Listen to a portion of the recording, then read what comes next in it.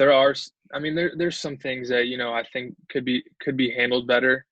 Um, and, I felt like there's a lot of, blame that was kind of put on the players where, you know, we were just kind of stuck up.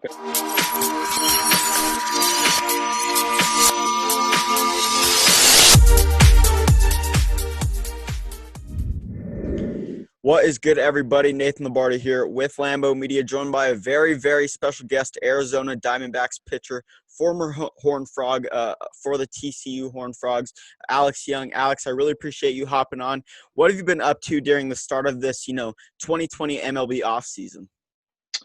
Uh, Doing some housework. Okay. Just got a new house, so just been doing some yard work and projects around the house like that, and just kind of keeping myself busy and playing video games and watching football and all that good stuff. Nice. Where are you located right now?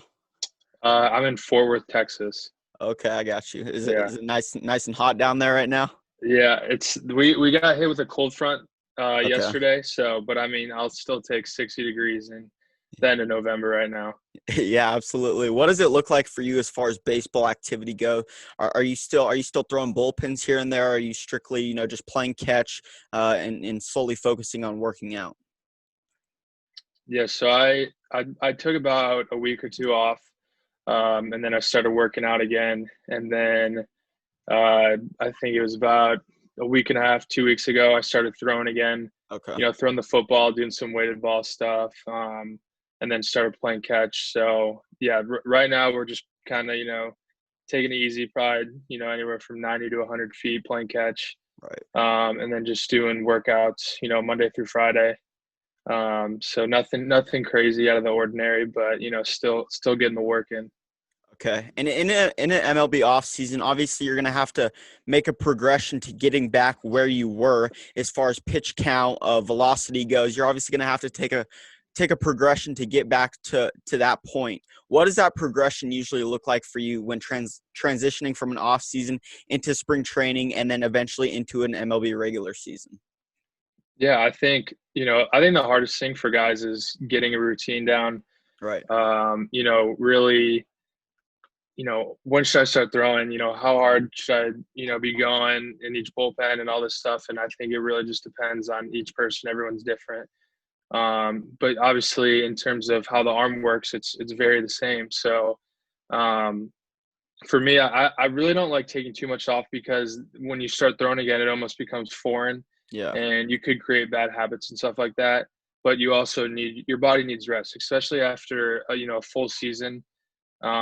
Your body needs rest. I mean, no matter who you are. So for me, I really think like 2 weeks off is 3 weeks off is good from throwing. Some guys wait till January, which is crazy. I'm not at that level yet where I can trust Yeah. myself to get going right away. Right. So I mean, it is weird, getting on the mound and like the first one, you're supposed to really just take it easy. But guys get on the mound, they're like 100% effort, Hmm. and I don't know. I think the mound because that's your workspace, And so I think for me, it's like I've never thrown a bullpen where it's like 80% or 70%.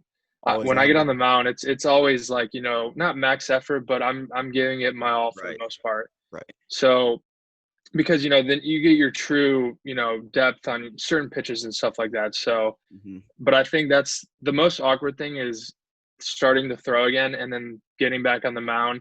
And then it's like facing hitters for the first time. It's like, oh man, you get like these nervous Yeah. butterflies again. Yeah. And then like getting back into spring training, the routine and everything, it's just kind of like, it almost just kind of falls in place. Like once you start doing it, over and over again, it just kind of becomes second nature. And so for me, it's just kind of like knowing what I need to do, you know, throughout the off season, and when I need to start throwing bullpens, how many pitches I need to throw, all that stuff. So there's a Yeah. lot more that goes into it. It's crazy though. Yeah, absolutely. And I'm sure here in this 2020 season, transitioning into the 2020 regular season, was it tougher for you this season than ever, given the fact that we had spring training, the original spring training that was going as normal until COVID really hit, and then it was called off. You guys had to take a break.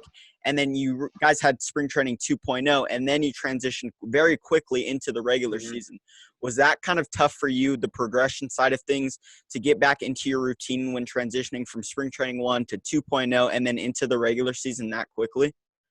Yeah, it was so weird. I remember throwing a bullpen. It was like on a Friday, and our pitching coach was like, "Hey, we're probably gonna get shut down, with all the other, sports getting shut down." And it just didn't feel real. I was like, "No way! Like, Right. this isn't actually gonna happen." And then, they started suspending games. Spring training games. I was like, "Oh my gosh!" Like they basically said, we're shut down and you can work out at the facility still. It's kind of weird. And, a lot of guys were like, like, I'm just going to go home because I don't know how big this is going to get. We don't know how long it's going to be. Hmm. And I'm glad I went home because I don't know if I would have gotten stuck in Arizona Yeah. and, seeing my whole family.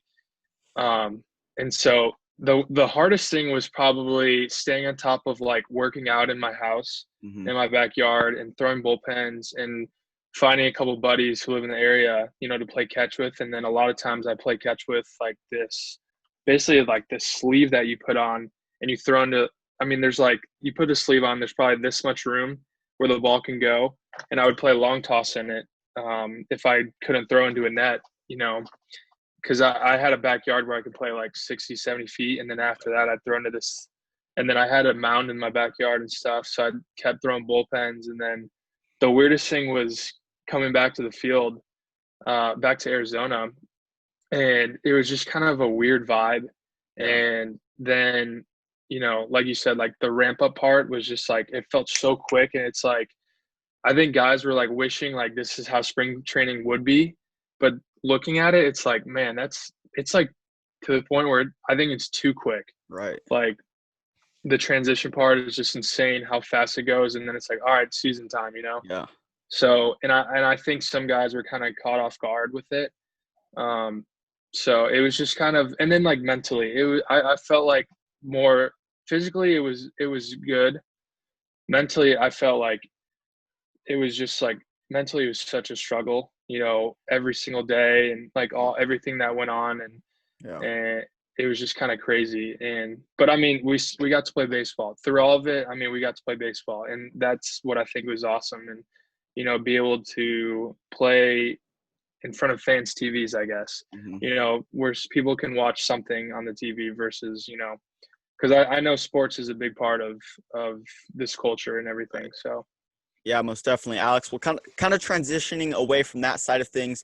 Before getting drafted in 2015 by the Arizona Diamondbacks, you were drafted in 2012 by the Texas Rangers, but obviously decided to, further your education and further develop your baseball skill set at that college level.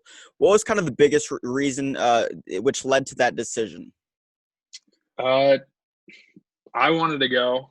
I wanted to go play baseball right away, Hmm. but my parents were, like go to school. Right. For me, like I just didn't feel like I was mature as a person yet. Okay. Where I needed to grow up still as a person, on and off the field. And so I'm glad I went to TCU. It helped me develop to be basically to get where I'm at today. Yeah. And then, even off the field too. And, I got 3 years of school out of the way and, still waiting for, I need to get one more year out of the way so that my mom's not harping on me for my degree. Cause I remember doing it in another podcast I was talking about, I always watched that Larry Fitzgerald, uh, commercial where, Oh he yeah. calls his mom Yeah. and I'm like, I need, I need to That get this sounds about done. right. Yeah, so I'm like, I need to get this done ASAP. But yeah, it was. I always look back on him like, and my dad always talks about. It, he's like, what would you do? Or he was like, I wonder where you'd be, If you if went to, if you were to go. Like, yeah. like, are you done with baseball before you even got drafted? The second time, or Yeah. are you, 3 years in the big leagues, or are you just in Double A, or I have no idea. Like Yeah. that's the thing. It's like you can sit here and say like I don't all these questions, like I don't know where I'd be, or all these answers. There's all these different scenarios. So I'm glad I went there. I met my fiance. I met a lot of great people on and off the field, and some of them are my best friends. So I'm fortunate to go to an amazing school. And I think one of the top, universities, baseball programs too. So, um, but and then still living here, and we always work out at TCU. Obviously, this year's a little bit different with everything going on, but Yeah. hopefully, transition back there. But I mean, it's yeah, the whole. I think the biggest thing for guys who are on the cusp of going to school versus getting drafted is, I mean, people are different. It could be financially, it could be, hey, I'm really school driven, I want to go to school. Hey, I just want to play baseball. And I mean, there's so many different variables. So for me, I felt like that was the right decision. So Yeah, and looking back, you obviously said you're glad that you made that decision. But what would you say was your biggest takeaway out of your 3 years over at TCU? oh man, we got to go to the College World Series Yep. twice. That Yep. honestly was probably, I mean, I grew up going to those games, when I was younger, going to travel ball tournaments, and then I remember watching guys like Jason Kipnis, Okay. Dustin Ackley, all these like big time guys who, I mean, Garrett Cole. I mean, the list goes on of Right. guys I watched, and it's just like, I told myself, I was like, I want to be, playing on this field and playing in front of, thousands of people, and, Mhm. basically be a rock star for like a week and a half. And so being able to go there twice, I think that was probably the highlight of that. Yeah, and you mentioned making those 2 College World Series appearances. Obviously, during your stint over at TCU, you guys were very dominant with a very dominant team. A good bond between all of that roster. Both of those College World Series years, and even that other year as well. You guys were a solid team even that year as well. What would you say? What's so special about those teams during that 2014 and 2015 College World Series run? Uh, well, the beginning of the year, we kind of struggled. I think we went like 6-0, and then we kind of went on a dip where we lost like, I don't know, like 4 or 5 games, and then we started losing series, and I'm like, damn, dude, like Yeah. this is kind of embarrassing, Right. and I was kind of struggling too. It was my sophomore year. I had a really good freshman year. Sophomore year, it was going good, but it wasn't where I wanted to be. I was still coming out of the bullpen, starting a couple of games, and I think for us, we played West Virginia. I remember it was what's his name? Hunter Musgrove or Okay. Musgrave. Saying the name wrong, he's gonna be mad. But it was a Friday night, and for some reason something clicked where we turned it around that game, and we ended up like sweeping, and we won like the next like, I think we won like the next like 15 games or Oh, something. We won dang. like 15-1 or something like that.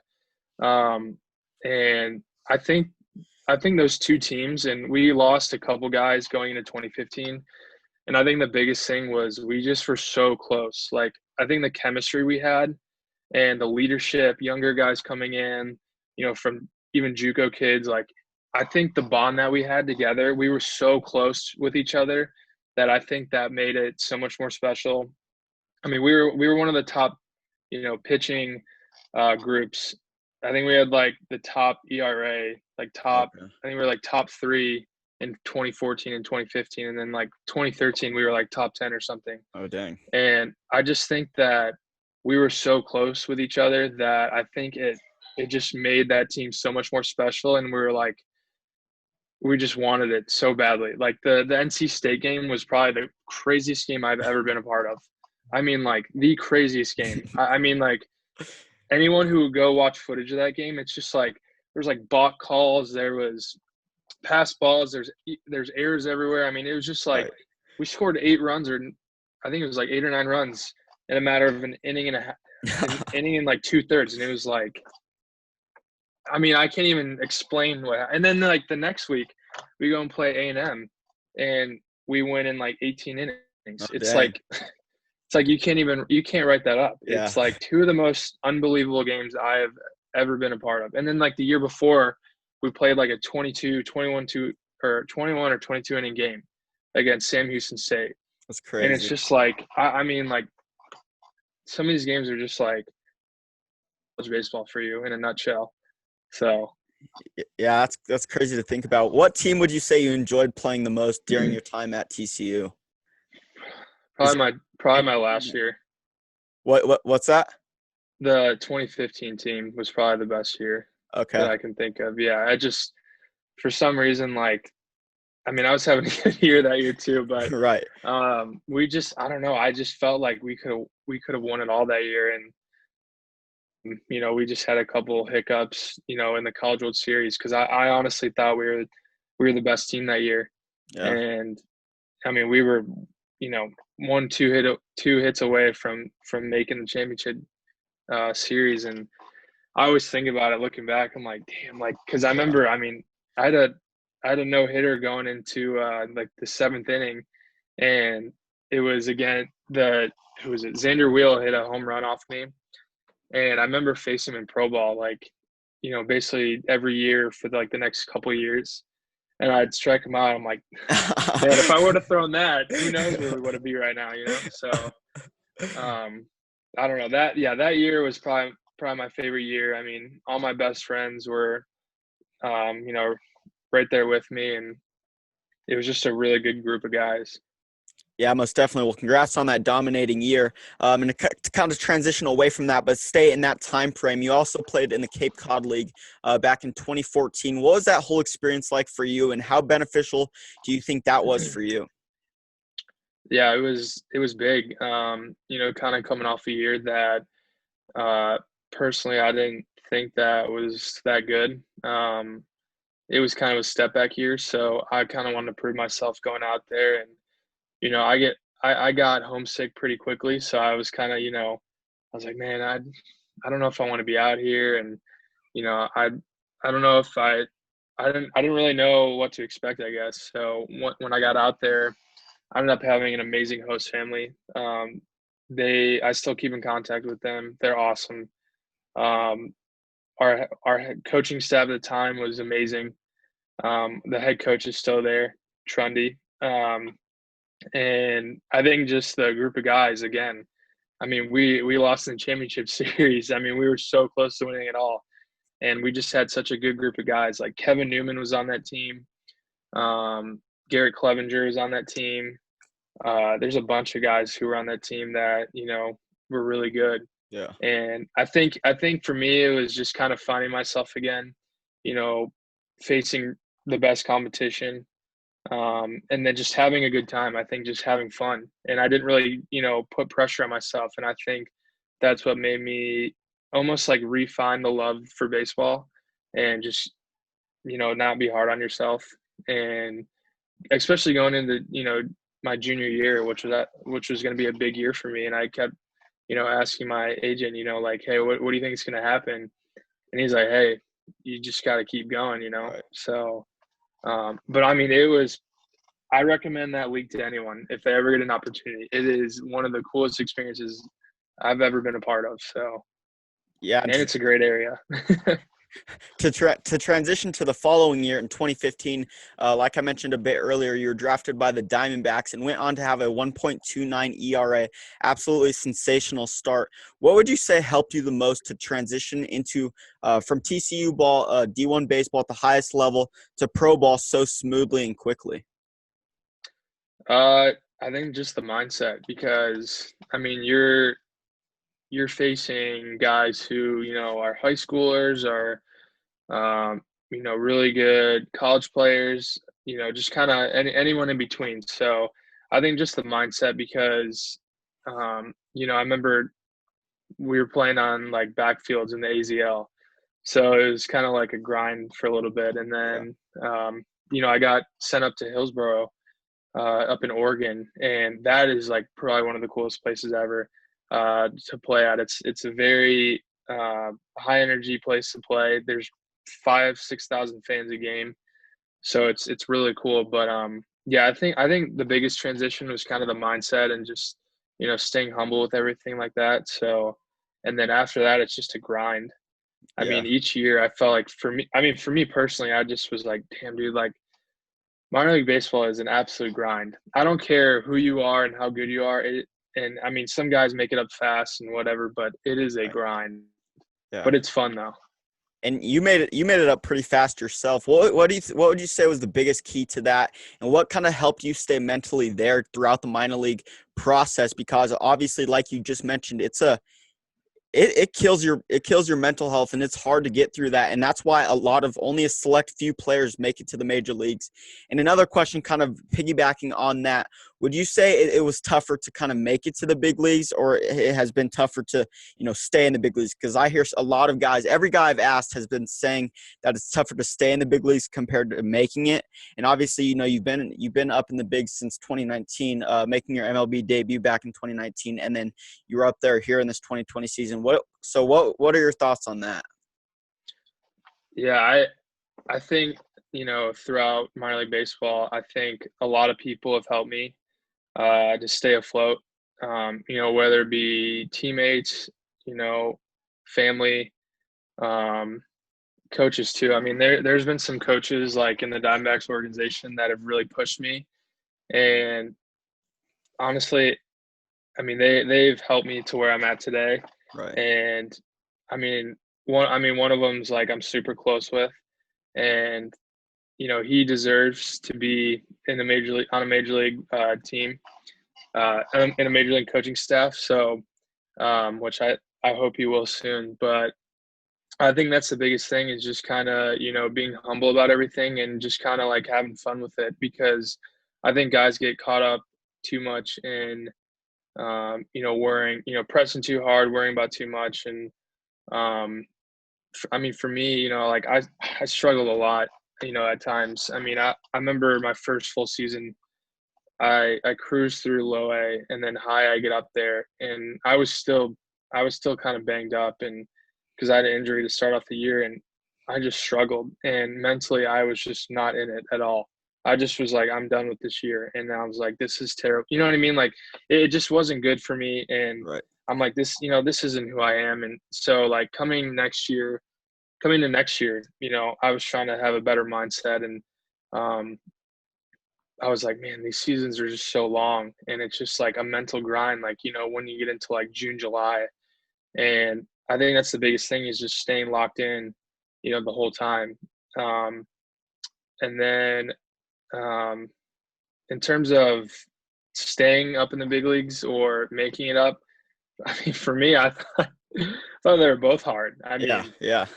I mean, like, coming up, I just felt like everything based. I think the stars had to align like six times for me to get called up. I felt like, I mean, guys were injured, got performing, and I felt like I just kind of, kept going. Like I think the biggest thing is just staying healthy, Right. and you'll get your opportunity. And I kind of had a chip on my shoulder. I didn't get Rule 5. I didn't get protected by Diamondbacks. So for me, and I didn't get a big league invite, coming into the 2019 season. So for me, it was just kind of a chip on my shoulder to prove, like, hey, I belong up here. And so when I got called up, I made the most of my opportunity. Um, and then, stayed up ever since. And I think right now it's just kind of, performing still, because I don't want to be, pushed down and down the totem pole. So I think for me, it's just, keep performing and proving them wrong every single time.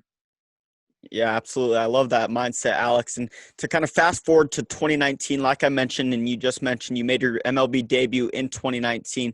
How nerve-wracking was that one game for you? And kind of, to kind of attest to that and piggyback on that, how do you handle your nerves? Do you think the nerves and the adrenaline rush kind of helps you in a way? Yeah. So when I made my major league debut, it was crazy. Like I think I was more worried about getting my family out there and getting all their tickets and stuff like that. And, you know, because I was a little nervous for the game. But when I got out there, I remember I like was walking around the field like beforehand, and I was like, this is so cool. And Yeah.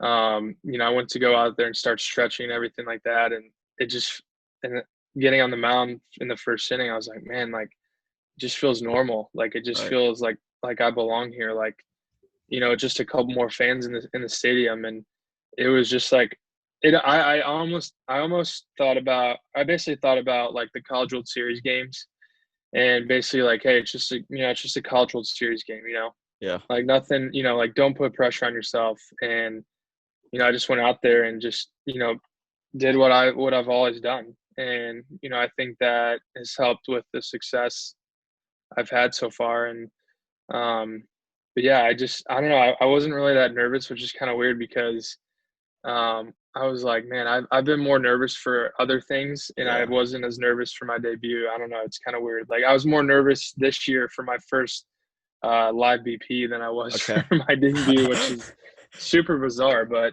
Right. yeah, I don't know. Well, congrats on that debut. That's obviously a huge accolade, and Thank you. hopefully a lot more to come, and I can definitely see a lot more coming soon. But to wrap it up, Alex, I want to talk about this 2020 MLB season in particular. Obviously, looking back, it was a tough decision to make as far as the GMs, the players, the owners, all of them had to make tough decisions along the way. But what were your thoughts on how the MLB handled this 2020 season? Looking back, obviously you can articulate it a lot and change a lot regarding what they could have and could have not done. But what do you think they possibly could have done better here in this 2020 season? And so I don't know how much I can say, but I think I just feel like where we could have started earlier. Right. Um, I just felt like we were so far apart um, with what we wanted versus what the owners wanted. And I mean, we can just go back and forth about everything that's happened, but Yeah. I mean, it's kind of like everyone wash their hands, put it behind you. Let's go Mhm. into the 2021 season. Hopefully, it's a normal season, Right. and go into the CBA and kind of see what happens. I mean, I don't know. I try to educate myself on as much as possible, um, but I mean, there's some things that I think could be handled better. Um, and I felt like there's a lot of blame that was kind of put on the players where you know we were just kind of stuck up and all. Yeah. There's just so much stuff. So I mean, Right. there there's a lot more I could say. I don't want to say too much, Yeah. Yeah. I got you. but yeah, I'm just hoping for everything just kind of goes back to normal, and we just kind of we can mutually agree like, hey, like let's moving forward, like let's just create the game to be Right. a better environment where you know I mean, for the most part, I want it to be where kids still want to play baseball, Hmm. and then there's the whole Black community that we want to grow into the game of baseball too, and I love that. And um, I mean, there's just so much that I think that we need to do. Right. Uh, not just playing baseball, but from a fan standpoint. I mean, there's just so much that we could do to make the game bigger, in a better place for people to come watch. There's so much. So, Yeah. Yeah. um, but yeah, I'm just excited to be a part of a great organization, and hopefully for a normal 2021 season. Yeah, for sure, Alex. I couldn't agree with you more there. But Alex, I really appreciate you taking the time out of your day to make this interview happen. It really means a lot. Best of luck in the future, and stay safe and healthy, and keep dominating on the bump for the Diamondbacks, and more accolades to come in the future, and for sure stay in touch. Definitely, I appreciate you having me on.